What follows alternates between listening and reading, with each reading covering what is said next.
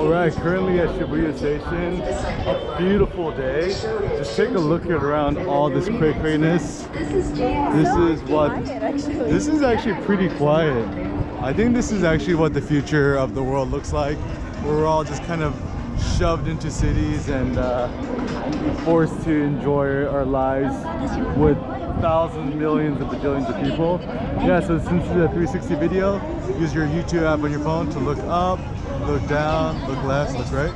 You want to squeeze to the front, Cindy? Just take a look at all these people all around you. And the interesting thing about shooting photography and street photography in Shibuya is that like nobody really cares what you're doing. And not only that, but just being around so many people, it's kind of incredible. So this is the famous Shibuya crossing, and if you see photos on the internet, it looks super huge. Honestly, in real life, it's actually not that big. And yeah, my practical tip is when you're shooting street photography, just try to shoot head on by weaving in between the peoples. And you can see lots of good action.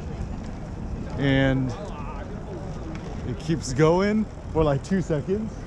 Probably more interesting is every once in a while turn back and then shoot photos turning back. But anyways, epic Shibuya.